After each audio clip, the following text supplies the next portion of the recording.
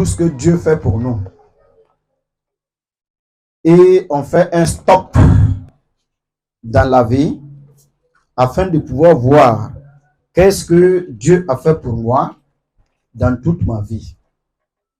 Le problème, c'est quand nous marchons dans ce qu'on appelle l'ingratitude, où le chrétien ne connaît pas un temps de remerciement, de reconnaissance vis-à-vis de son Dieu. Et pourtant, sans reconnaissance, Dieu nous appelle des gens ingrats. L'ingrat, c'est celui qui ne reconnaît pas le bien qu'on lui a fait. Il l'ignore. Et beaucoup de fois, nous, par exemple, étant serviteurs de Dieu, j'en ai vu assez, que Dieu a fait de grands miracles dans leur vie, mais jamais leur vie, ils ne vont jamais même confesser ce que Dieu a fait pour eux.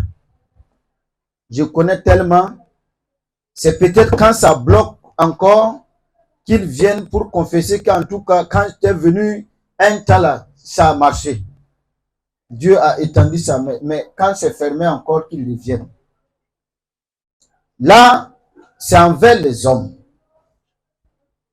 Et si nous le faisons aussi avec les hommes, nous le faisons aussi plusieurs fois avec Dieu. Comment un homme, une personne, Dieu a fait tellement de choses dans sa vie, ne peut même pas s'arrêter pour reconnaître le bien, pour reconnaître la grâce, pour reconnaître tout ce que Dieu a fait pour sa vie. C'est seulement la plus grande partie des chrétiens qui ignorent ce que Dieu fait pour eux. Parce que tout est gratuit chez eux. Mais d'autre côté, tout n'est pas gratuit, c'est payant. Soit à prix d'argent, soit à prix de moutons, de bœufs et de poules. Et nous avons une grâce particulière. Et nous devons reconnaître. Si Dieu nous a fait le bien, devons nous arrêter pour dire, Seigneur, nous reconnaissons tout ce que tu as fait. Ce n'est pas par notre sagesse, pas par notre connaissance, pas par notre intelligence. Si nous sommes arrivés jusqu'à ce point, pas parce que je suis fort, pas parce que j'ai une connaissance ou bien des maîtrises en quoi que ce soit, mais plutôt par pure grâce que tu m'as amené à ce point. Donc, je reconnais que ce n'est pas par moi-même. L'orgueil commence l'orgueil commence quand on a dans le cœur, on se dit, ah, j'épuise tout par moi-même. L'apôtre Paul dit, j'épuise tout par celui qui me fortifie. Mais l'orgueil dit, j'épuise tout par moi-même. J'arrive à tout faire par ma sagesse. Et vous pouvez le voir dans la parole de Dieu, lorsque Jacques s'adressait à ses gens en disant, vous dites demain, après-demain, je m'en vais faire telle chose. Bon, et si celui qui t'a donné la vie coupe ça la nuit, est-ce que le problème de demain va marcher? Donc, il est en train de leur dire, soyez toujours reconnaissants à la grâce que Dieu fait dans votre vie. C'est pourquoi, tout comme l'année passée, cette année, nous nous arrêtons. Montrez notre reconnaissance par la louange, montrez notre reconnaissance par l'adoration, montrez notre reconnaissance par les biens que Dieu nous a donnés, afin de pouvoir dire à Dieu seulement, c'est toi qui l'as fait et par amour, comme nous t'aimons, nous aussi nous faisons cela pour montrer notre reconnaissance. Si aujourd'hui, on n'arrive pas à voir de grandes choses dans nos vies, la plus grande partie, c'est parce qu'on est ingrat. les gens sont devenus durs au point que plusieurs personnes, je ne dis pas tous les chrétiens, mais la majorité sont ingrats. Beaucoup. Beaucoup. Ils ne sont pas reconnaissants envers même les hommes que Dieu a utilisés comme canal, jamais reconnaissants aussi envers Dieu lui-même. Et c'est dommage. C'est dommage. Alors, donc, la Bible nous enseigne à être reconnaissants. Et nous allons voir aujourd'hui, il faut que Dieu même ne doit pas taper la porte pour te demander d'être reconnaissant à ce qu'il a fait pour toi. Non. Nous ne pouvons pas, par notre volonté, nous arrêter un instant, essayer d'évaluer, regarder à travers le rétro de notre vie toute l'année passée, tout ce que Dieu a fait pour moi, et en regardant toutes ces choses, en faisant un résumé, on peut arriver à trouver des points, des éléments qui peuvent m'amener effectivement à dire, je peux dire merci à Dieu pour ce qu'il a fait ça pour ma vie. Cela encore ouvre d'autres portes pour ta vie. Quand Dieu fait quelque chose, il a besoin que nous puissions reconnaître. Quand vous lisez la vie de ce roi, Ézéchias, lorsqu'il était malade, premièrement, il avait eu des problèmes et les Syriens venaient pour l'attaquer. Lui-même, il a confessé le danger en disant forcément pour faire sortir le bébé. Et Ésaïe est venu avec, par l'intercession, Dieu a étendu sa main. Secondo, et là maintenant il s'agissait de sa maladie. Ésaïe vient encore dire, bon, prépare-toi, tu vas mourir. Il se tourne vers Dieu, il pleure. Dieu dit, bon, ok, au lieu de te prendre la vie, je vais ajouter 15 années. Dieu ajoute et bouche bée. Lisez pour voir. Dieu plus tard dit, il dit, mais lui là, il n'est pas reconnaissant. Alléluia. Est-ce que nous sommes reconnaissants? Si vous comprenez la valeur du salut pour votre vie, le sens réel du salut, si vous comprenez l'élection divine, Dieu qui t'a élu, si vous comprenez ce que Dieu a réservé pour vous, si vous avez de la connaissance sur ce qui est mis à part, réservé pour tout ce qu'il a mis à part, en toutes ces choses-là, vous allez être reconnaissant. Mais comme la plus grande partie, les gens ont changé les choses, on ne voit plus les choses comme Dieu le voit. Et c'est pourquoi d'autres, même le salut là, ils peuvent s'arrêter et insulter Dieu avec son salut. Lise, c'est clair. Comme des personnes disent, Dieu a dit à Israël, il ne faut jamais être dans l'idée que l'Égypte était mieux que la terre promise. Combien de chrétiens aujourd'hui, face à des difficultés, disent, ouvrent leur bouche et s'arrêtent pour dire, quand je n'étais même pas chrétien, la terre mieux que ça. Tu viens de dire quoi? Hein? D'insulter Dieu et de sa grâce. Tu l'as comparé à des gâteaux. Tu l'as comparé peut-être à des concombres. Tu l'as comparé à des choses périssables. Donc, la Bible nous dit par Pierre, c'est que nous avons le salut, la grâce que nous avons là, le prix de l'achat, l'or, l'argent, tout ce qu'on peut trouver sur la terre là, ne peut pas faire payer. Donc, c'est par le sang précieux de son Fils. Amen. Et vous prenez les choses naturelles et vous rejetez la grâce. C'est parce qu'on ne comprend pas. On n'a pas, on ne saisit pas le sens réel de l'amour de Dieu pour notre vie. C'est pourquoi pas de reconnaissance. Amen. Si mon nom est écrit dans le livre de vie, ton nom est écrit dans le livre de vie, ça seulement, tu peux du matin jusqu'au soir commencer à bénir Dieu. Amen. Pour que ton nom soit écrit là, quelqu'un a accepté, laisser son trône, laisser sa gloire, descendre, prendre le corps d'un homme sur la terre, accepter que ta vie, l'impudicité, les injustices, toute forme d'iniquité vient et tombe sur lui comme un vêtement. Il le prend, on l'insulte, il l'accepte, et à cause de qui? À cause de toi. Il n'a pas fait, on dit c'est lui qui a fait. Il a été condamné pour tes fautes. Pas pour ses propres fautes, hein? Il dit condamné pour tes fautes, pour tes péchés. Et il a accepté tout ça.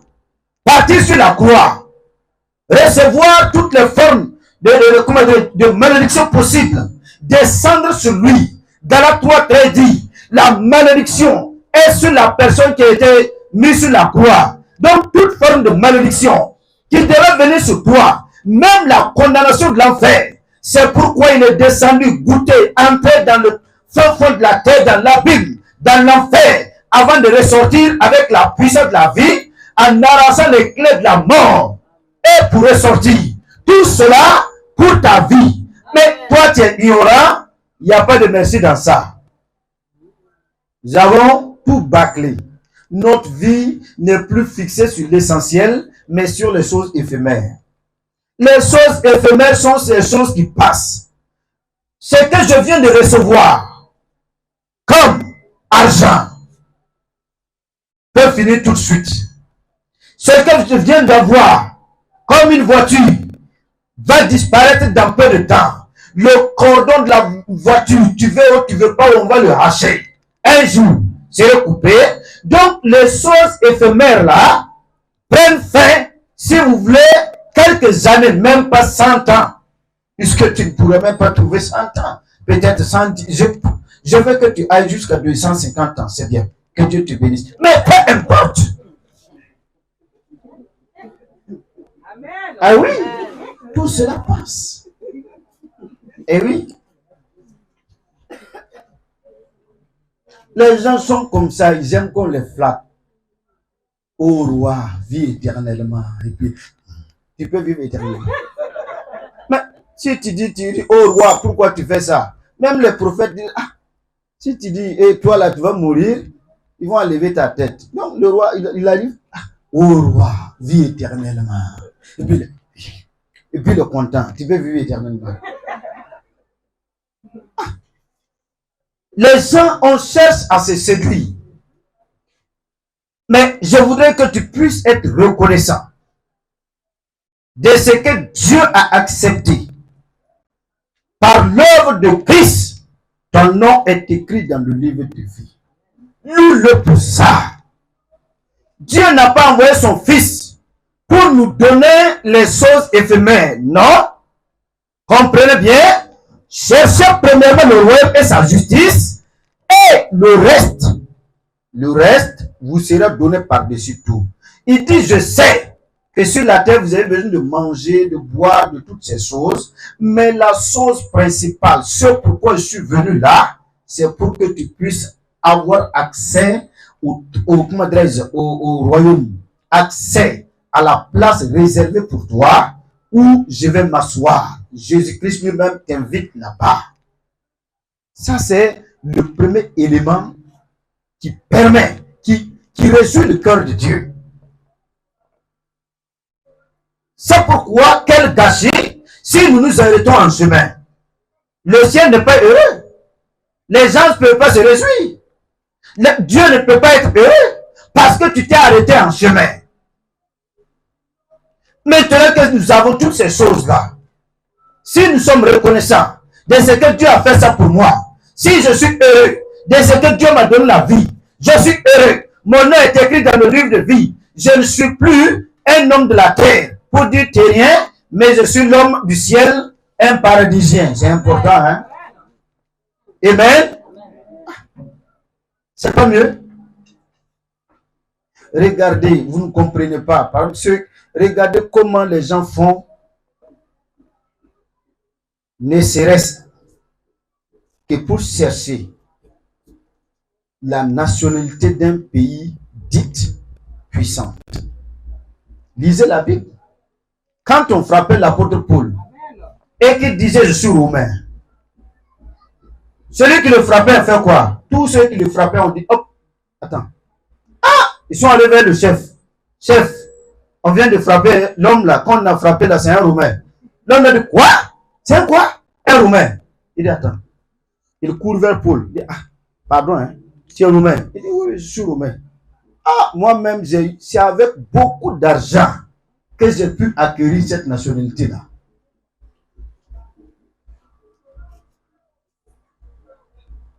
Il est interdit de frapper un roumain. Paul aussi est devenu grand maintenant. On frappait un roumain comme ça, hein, et puis le libérer comme ça. Regardez aujourd'hui, chacun lutte. On veut rentrer aux États-Unis, nationalité américaine. On cherche tout ça. C'est des choses éphémères, pas mal. Mais le royaume là, c'est éternel. Alléluia. Et nous avons la nationalité. Nous avons tout. On peut quand même s'asseoir et dire à Dieu, si, même si j'ai certaines choses qui me manquent, je te rends grâce de ce que mon nom est écrit dans le livre de vie. Ça réjouit le cœur de Dieu. Ça amène Dieu à être heureux et à savoir qu'il n'a pas payé le prix pour rien. Alléluia. Et regardez, nous pouvons continuer à lui remercier par la grâce. Nous allons voir dans 2 Corinthiens 9, 2 Corinthiens 9, 11. 2 Corinthiens 9, le verset 11 jusqu'au verset 12. L'apôtre Paul dit, vous serez de la sorte enrichis à tout égard pour toute espèce de libéralité qui, par notre moyen, feront offrir à Dieu des actions de grâce. Car le secours de cette assistance, non seulement pourvoit aux besoins des saints, mais il est encore une source d'abondante de nombreuses actions de grâce envers Dieu. Amen. L'apôtre Paul rend grâce à Dieu pour la vie de l'église de Corinthe. Et ces anges ont pourvu par leurs moyens pour assister à l'œuvre de Dieu. Et l'apôtre dit, le remercie en disant ce que vous avez fait, ce sont des actions de grâce. Ce qu'on peut faire en action de grâce, nous pouvons aussi, par nos mains, fournir des choses que nous avons pour que Dieu, son œuvre puisse évoluer, puisse aller très loin. C'est pourquoi, quand vous voyez dans l'action de grâce, selon ce que Dieu a donné à Moïse, dans Exode, il dit, tu bâtiras un autel et tu enverras tes offrandes. Alléluia. Amen. Donc, en action de grâce, il y a ce qu'on offre. Pas d'action de grâce sans offrande. Que nous pouvons faire pour être reconnaissants à tout ce que Dieu a fait dans ta vie et dans ma vie. Nous faisons des actions de grâce par la danse, c'est important. Par toute autre chose, oui. Mais la Bible dit par nos offrandes. Pour offrir à Dieu. Et nous allons voir des personnes qui l'ont fait. Sois reconnaissant dans ta vie.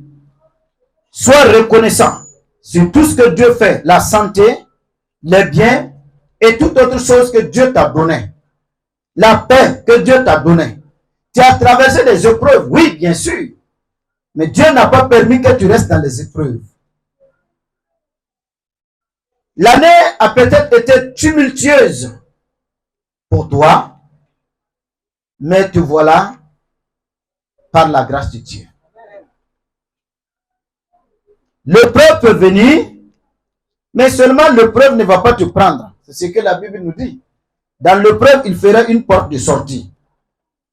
Amen. Donc, Dieu a fait de grandes choses pour nous.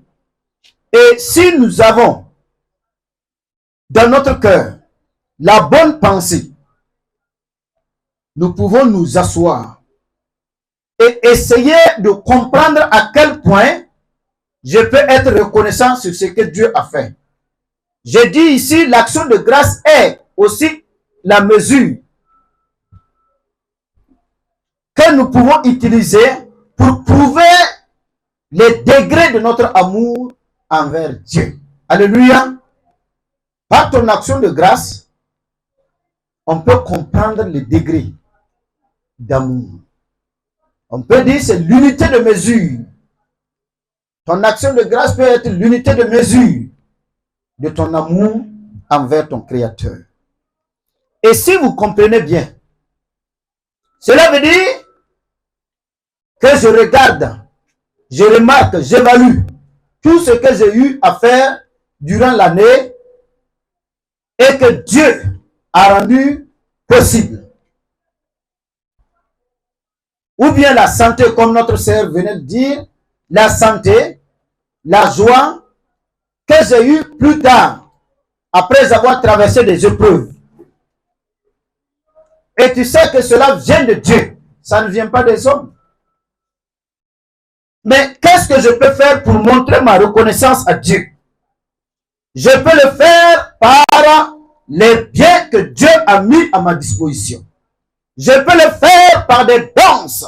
Je peux le faire par des témoignages. Je peux le faire par plusieurs autres moyens pour montrer ma reconnaissance. Cela n'a pas de prix, mais c'est le degré d'amour que tu as pour lui. On dit celui qui aimerait beaucoup, c'est celui qui a plus reçu. Qu'est-ce que Dieu a fait pour toi? S'il n'a rien fait, tu ne peux rien trouver d'amour pour lui. S'il a fait quelque chose, s'il en a fait beaucoup, tu pourras aussi lui remercier ainsi. Alors donc, il y a des gens qui n'ont jamais été reconnaissants. Et lorsque nous sommes à ce point, les portes peuvent se fermer dans notre vie. Sur le plan spirituel, nous serons bloqués. Et notre vie, rien n'est dévoilé. Parce que tout est obscur, même devant ses serviteurs. Alors, mais si nous acceptons rendre grâce à Dieu pour tout ce qu'il fait pour nous, la grâce qu'il fait chaque jour, à me donner la santé, la paix, la joie, la vie, gardant mes enfants, et tout cela, moi je peux être reconnaissant. L'église que nous sommes très heureux. Parce que l'année, il y a eu beaucoup de choses aussi. Mais Dieu a toujours opéré pour nous. Amen. Et nous sommes très heureux. Nous ne pouvons pas rester bouche bée. On doit être reconnaissant sur tout ce qu'il fait pour nous. Alors, regardez bien, nous allons voir une femme, on va prendre l'exemple d'une femme qui, reconnaissant qui est le Seigneur pour elle, va le louer de tout son cœur avec tout ce qu'elle a. C'est pourquoi nous allons dans Marc 14, versets 3 à 6. Marc 14. Regardez cette femme qu'on peut appeler pécheresse. Versets 3 à 6. On dit, comme Jésus était à Béthanie, dans la maison de Simon le lépreux, une femme entra pendant qu'il se trouvait à table. Elle tenait un vase d'albâtre qui renfermait un parfum de nard pur de grand prix. Et ayant rompu le vase, elle répandit par le parfum sur la tête de Jésus. Quelques-uns exprimèrent entre eux leur indignation. À quoi bon perdre ce parfum? On aurait pu le vendre plus de 300 deniers et les donner aux pauvres, et ils s'irritaient contre cette femme. Mais Jésus dit, laissez-la, pourquoi lui faites-vous de la peine? Elle a fait une bonne action à mon égard. Amen. Regardez bien cette femme, pécheresse, vient vers Jésus. Les gens regardent la femme. Personne ne veut s'approcher d'elle. Elle vient avec un parfum.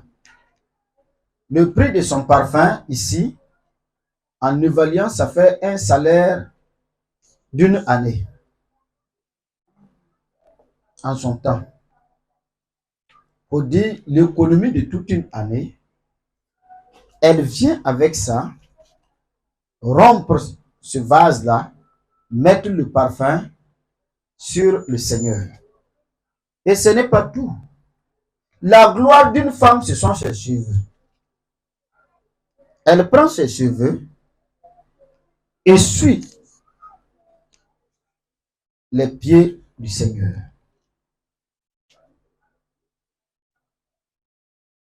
Tu peux tout faire dans la vie d'une femme, mais jamais ses cheveux, on ne touche pas.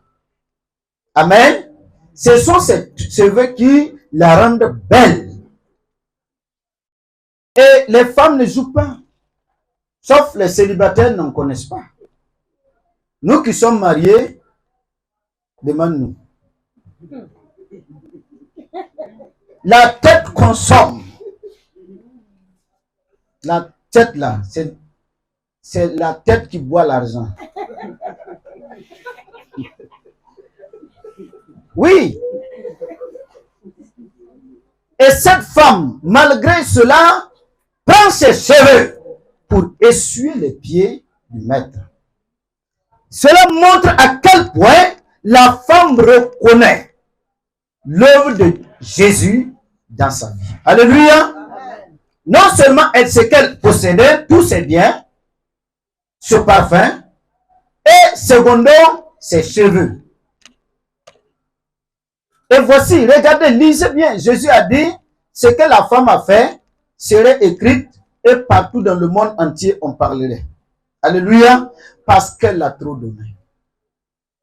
Et jusqu'à aujourd'hui, on parle, et c'est toujours marqué, jusqu'à ce que le monde passe, on dit la parole ne passera pas, l'œuvre de la femme ne passera pas. Parce qu'elle a donné son cœur. Qu'est-ce que Dieu a fait dans ta vie? Tu reconnais que Dieu est qui pour toi? Christ est quoi pour toi? L'œuvre de la grâce, c'est quoi pour toi? Si tu ne comprends rien, tu ne peux pas l'adorer à ce point. Tu ne peux pas. Je reconnais qui est Dieu pour moi. David s'arrête lorsqu'il devait, lorsque l'ange s'est tenu sur la montagne d'Arevna et qu'on devait faire des sacrifices. L'homme arrive, le propriétaire du champ arrive, il dit bon, prends les animaux et prends le champ. David dit, tu dis quoi? Prends les animaux, prends le champ, cadeau comme ça, pour faire sacrifice à Dieu. Toi aussi. Si je ne donnerai rien à Dieu qui ne me coûte cher, je vais te payer. Je crois que peut-être qu'il a eu peut-être le double ou le triple de ce qu'il devait vendre même avec n'importe qui. Parce que David a dit, si je vais donner à Dieu quelque chose qui ne me coûte pas cher, ce n'est pas la peine. Alléluia. Amen. Donc, voyez ce que Dieu a fait. Il a payé le prix parce qu'il connaît l'amour de Dieu, l'amour de Dieu pour sa vie. Il connaît ce que Dieu fait pour lui. Donc, en retour, moi, David, en tant qu'enfant de Dieu, serviteur de Dieu, quelqu'un qui reconnaît les actes, ce que Dieu a fait pour moi, je ne peux pas me lever comme ça, aller dire merci à Dieu, et puis mon cœur n'a pas tremblé. Ça, jamais. Regardez ce que la femme a fait. On dit des gens même n'ont pas eu chose, ils ont crié sur la femme. Tout cela, fallait donner ça aux veuves et aux orphelins. Jésus a dit, pourquoi vous la faites la peine? Ça veut dire automatiquement leurs flèches même sont déjà rentrées dans la femme. Oui. Amen.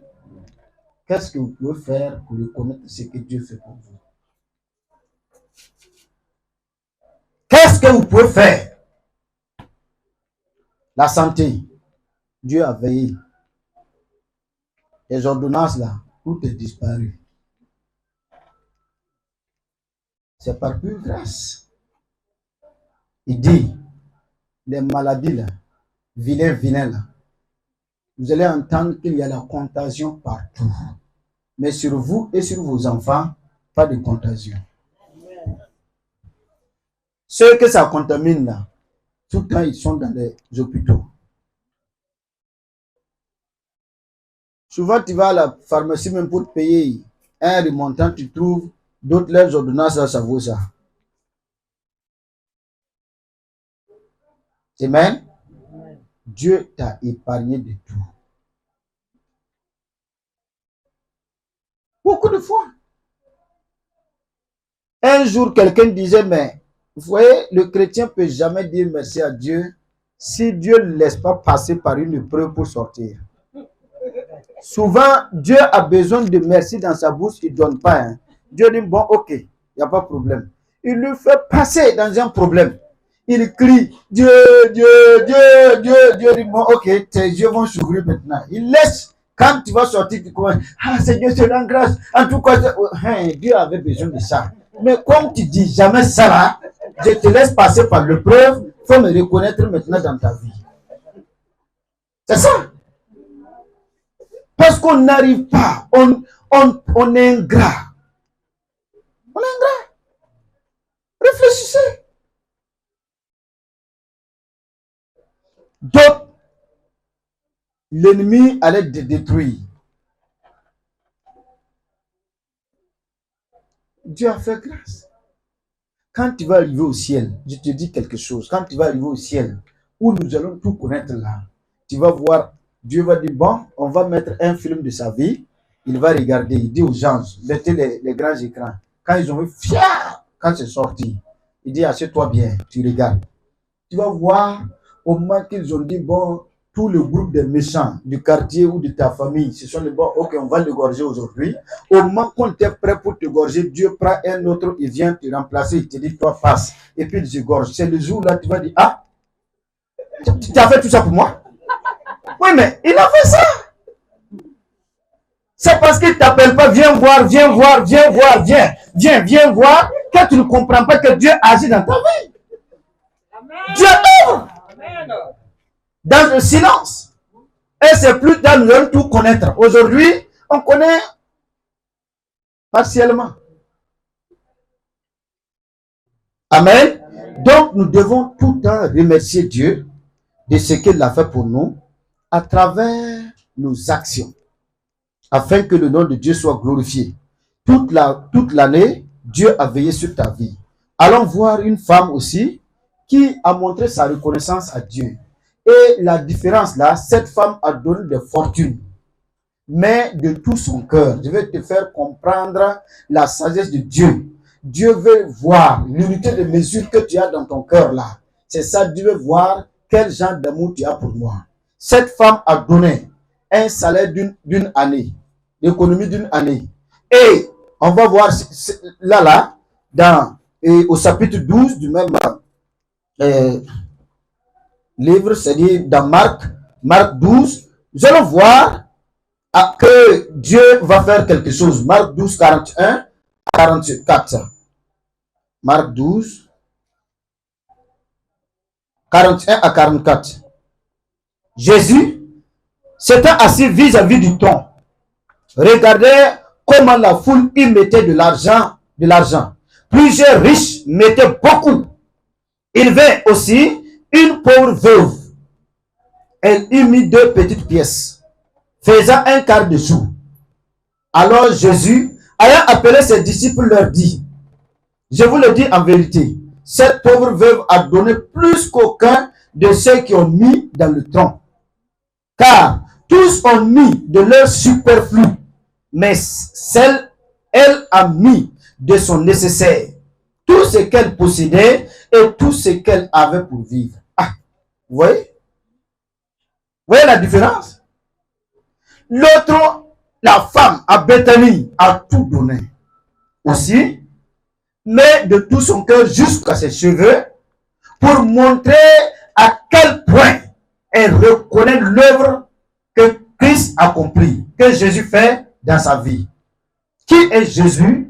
L'amour qu'elle a pour sa vie. Revenons maintenant à ça. Dans l'église là, dans le temple, Jésus était assis. Au moment qu'on faisait les offrandes, Jésus va s'asseoir à côté comment dirais-je, du tronc, là où on fait les offrandes, et regarde. Il a vu les riches viennent, c'est des dollars, d'autres peut-être des chèques qu'ils mettent, et d'autres beaucoup d'argent. Mais arrivé, il observe une femme là, elle arrive, elle met 2 petites pièces. Jésus regarde. Quand Jésus a regardé les 2 petites pièces qui sont tombées, et regardé la femme, il a dit, voici l'adorateur. Après, il appelle ses disciples, venez ici, je vais vous donner des enseignements pour que vous puissiez comprendre certaines choses. Il dit, vous voyez, tous ceux qui ont mis là, ils ont mis dans leur superflu. Ah oui, nous les prospères, hein? Orgueil. Ce qu'ils ont enlevé ne les fait rien. Peut-être même c'est la mousse là, ça n'a même pas touché l'eau là même. C'est la mousse qu'ils ont enlevé pour donner. Leur cœur là, ce qu'ils ont donné ne touche même pas leur cœur. Ils ont donné en haut seulement. C'est comme l'offrande de Caïn et d'Abel. C'est comme ça. L'autre a donné de la vie et l'autre a donné de la mort. C'est le degré de l'amour que tu as pour Dieu. C'est ça que Dieu veut. C'est ça que Dieu cherche.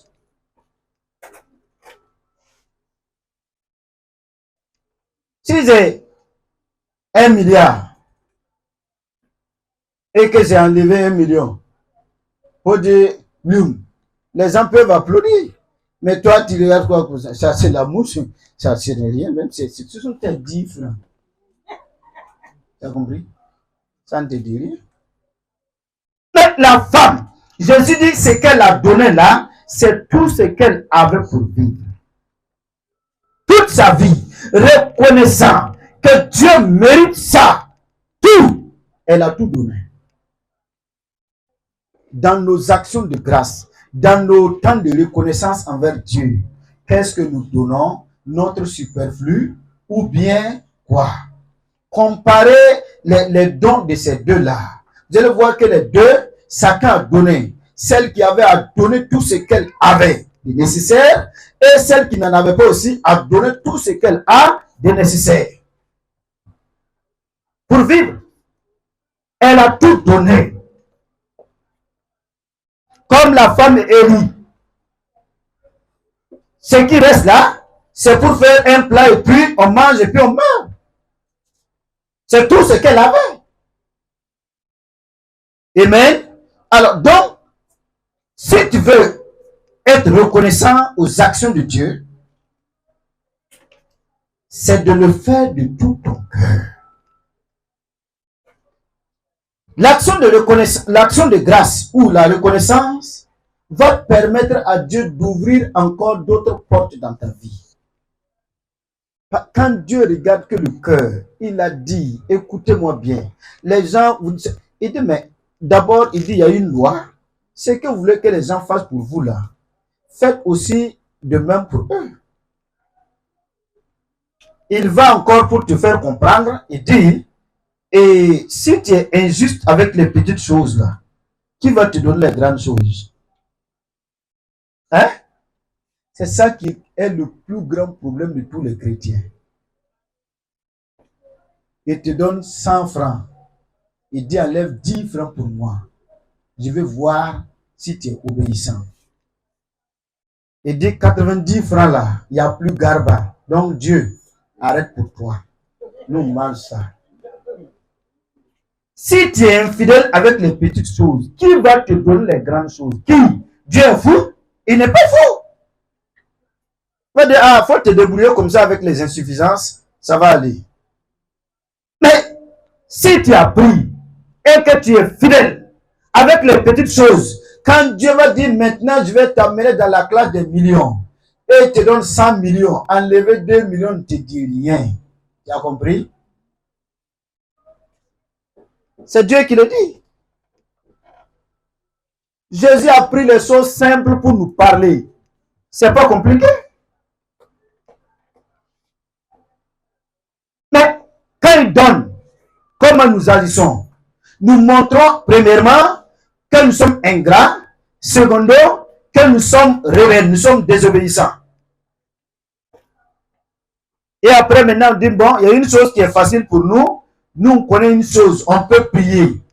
Et on prie, étends ta main, oh Dieu, étends ta main, étends tes pieds, étends ta main, étends tes pieds, regarde bien. Dieu dit, bon, viens les tirer, ça va étendre, on va voir. On va les tirer. Ah.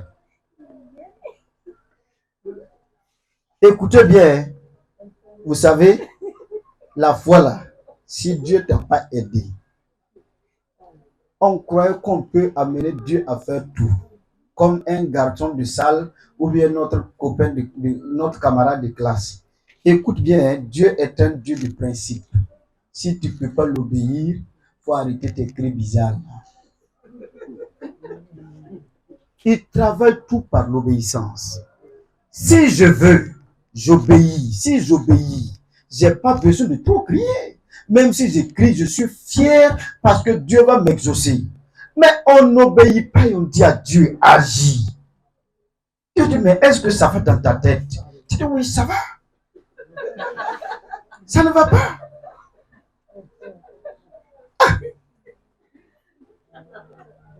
Il y a des principes qui sont clairs. Il n'y a pas quelqu'un qui est plus rebelle, plus ingrat que les chrétiens aujourd'hui. On ne veut pas obéir à Dieu. Dieu dit, si tu fais ça, ça, moi je ne suis pas d'accord. On s'en va faire ça et puis on dit, Dieu, il faut agir maintenant. J'ai fini de faire, je viens de gêner. Je viens de gêner. Dieu dit, ah bon? Toi, tu as gêné combien de jours? Il dit, ah, ça fait le 3e jour. Et tu as mangé combien de fois? Bon, chaque soir, je mange, je coupe avec banane. Tout. Il dit, bon, mon fils, ça fait 40. Il n'a même pas bu de l'eau, il n'a pas mangé. Il dit quoi? Qui dit mieux? Je tiens toujours ma position. Je suis devant toi. Va gêner encore. Tu vas dire quoi à Dieu? Ah, c'est des principes. Obéis à ces principes-là. Et si j'obéis, les portes s'ouvrent automatiquement quand j'arrive. Amen. Donc, apprenez à obéir. Apprenez à mettre en pratique la parole. Ne lutte plus jamais avec la parole de Dieu. Si tu es sage, si tu ne veux pas souffrir beaucoup, ne lutte plus beaucoup avec lui. S'il a dit quelque chose, tu dis oui et amen. Oh Seigneur, j'obéis. Automatiquement, comme un soldat. Amen. Et donc, regardez, on va voir. Allons dans Genèse. Nous allons aller dans Genèse. On va voir un homme. Un homme qui va reconnaître ce que Dieu a fait dans sa vie. Et sur ça, je voudrais t'appeler maintenant à regarder autour de toi, à regarder dans ta maison, à regarder au niveau du travail, ou sur les chemins, partout où tu as passé. Tu vas essayer de rentrer en toi-même maintenant pour voir par où tu es passé, des épreuves, même depuis l'enfance. des difficultés que tu as traversées et Dieu a veillé sur toi jusqu'ici. Dieu veut que tu sois reconnaissant. Dans Genèse 32, à partir du verset 9 à 10, voyons un homme, Jacob, 9 à 10.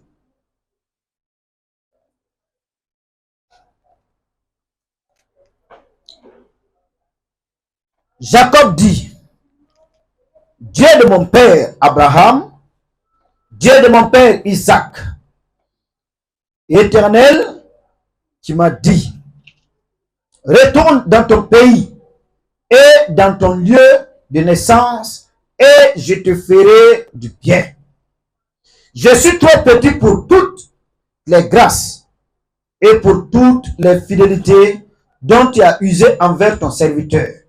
Car j'ai passé ce Jourdain avec un bâton et maintenant je forme deux camps. Quand Jacob fuyait son frère Esau, il n'avait seulement qu'un bâton. Il n'avait qu'un bâton, un bâton à la main. Et il devait passer le Jourdain pour aller maintenant se sauver la peau, pour que son frère ne le tue pas. Il traverse, à son retour, Dieu dit, retourne-toi, j'ai besoin de toi à Bethel. Quand il se retournait, il arrive à un point, il y a encore l'ennemi qui est là, il sait que son frère va le rencontrer. Il commence maintenant sa prière. Et dans sa prière là, il va reconnaître d'abord ce que Dieu a fait. Il dit, Seigneur, j'avais oublié une chose. Quand je traversais le Jourdain là, j'avais seulement que ce bâton. Amen. Mais regarde maintenant, j'ai deux camps. Amen. Alléluia. Amen. C'est ça David, quand il voulait bâtir la maison pour Dieu. Dieu dit quoi à David? David, viens ici, viens. Je vais te montrer parce que j'ai regardé, mais tu ne remarques pas. Tu n'as rien regardé à travers le retour. Je ne vois rien dans ton cœur. Mais David, je vais te rappeler, tu étais derrière les brebis quand je suis venu dire j'ai besoin de toi. Alléluia. Amen. Oui.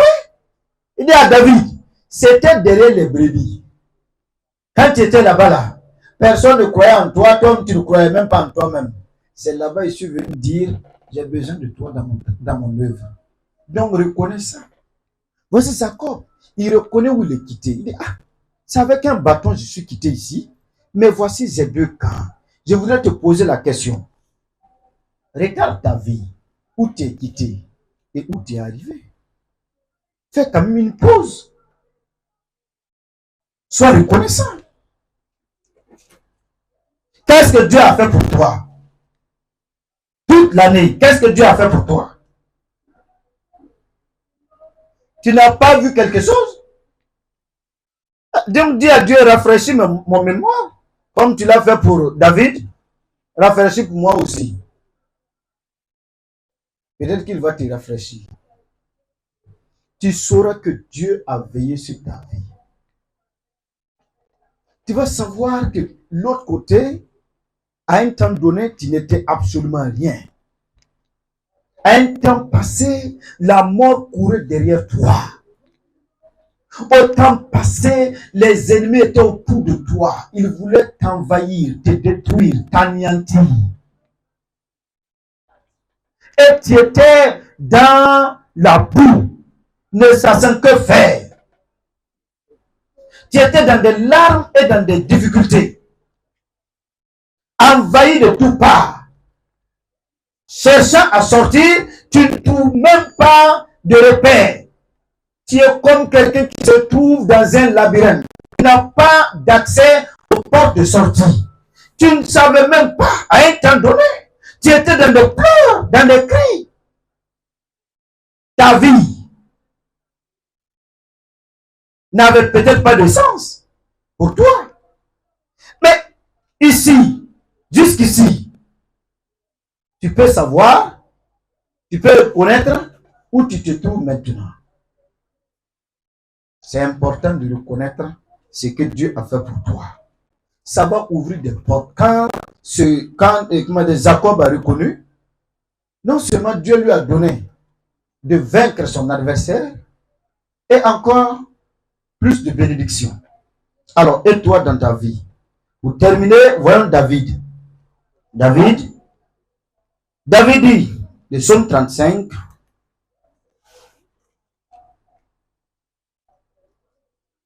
le verset 18. Non, psaume 35.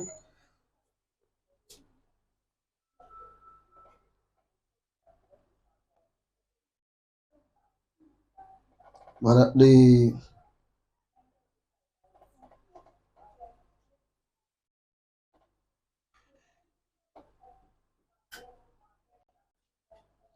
va célébrer l'Éternel. J'ai utilisé autre version. Quand il était dans des difficultés et qu'il était tourmenté par l'adversaire, et voici sa prière au verset 23. Par là, à Dieu dit, réveille-toi pour me faire justice. Mon Dieu et mon Seigneur défend ma cause. Alors là, c'est quand il était dans des difficultés. Lorsqu'il était entouré par l'adversaire, et ce même David-là, en priant, Dieu a entendu sa voix. Il va dire maintenant qu'il veut louer Dieu. Où? Dans l'assemblée des enfants, dans l'assemblée des saints. Toi aussi, tu dois le louer dans l'assemblée de Dieu, dans l'assemblée des enfants de Dieu, dans la présence de Dieu. On doit être reconnaissant pour tout ce que Dieu a fait.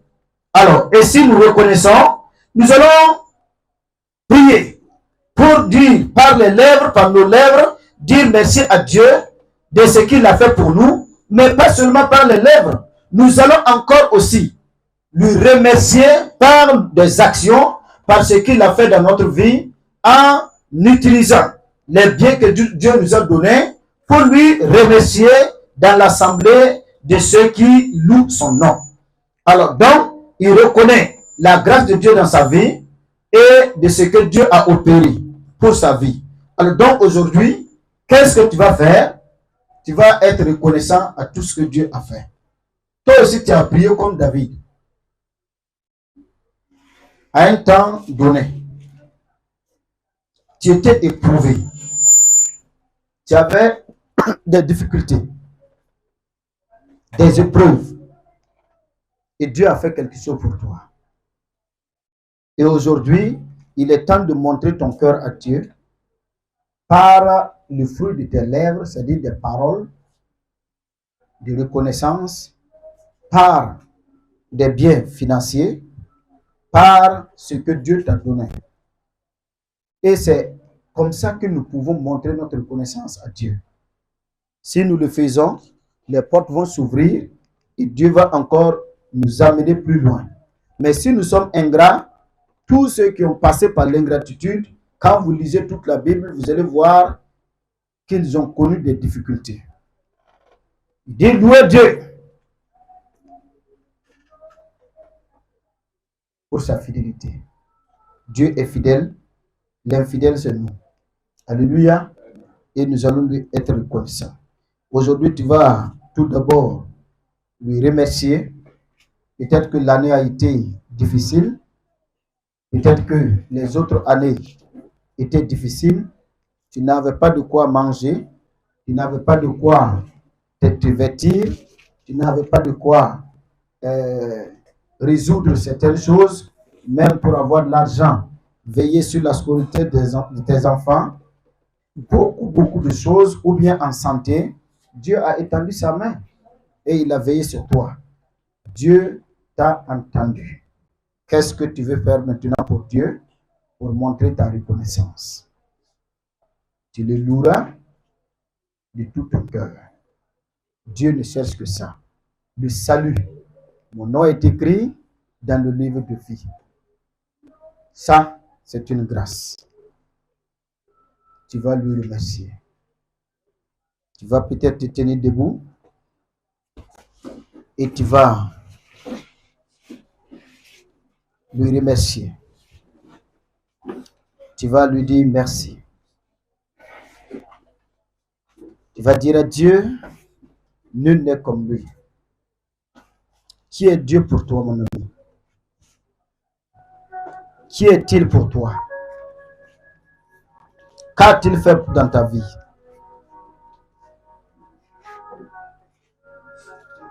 Qui est Dieu pour toi? Ce n'est pas avec de l'or ou de l'argent. Je pouvais te montrer plusieurs. Les mages sont arrivés quand ils ont vu que Jésus, le roi, devait naître. Ils ont apporté de l'or, de l'argent. Parce qu'ils ont dit, un roi mérite qu'on le loue, qu'on l'honore. Et on ne peut pas honorer le roi avec quelque chose qui n'est rien. Il te faut quelque chose qui coûte cher. Et l'or, le précieux métal. Très important. Dis à Dieu maintenant ce que tu ressens dans ton cœur. Qu'a-t-il fait? C'est toi seul qui le sais. Exprime cela maintenant. Parle avec lui. Prions le Seigneur. Haide honte fundu robitigi de prideskuma. Ribidigi de lutuluko rubidigi de prideskuma rabasakanti mi into. Rabba barabasakaba honte prideskuma rabasaide. Ribidigi de lutuluko rubidigi de prideskuma rabasakanti mi into full. Riba barabasakaba honte prideskuma rabasaide. Ribidigi de lutuluko rubidigi de prideskuma rabasakanti mi into full.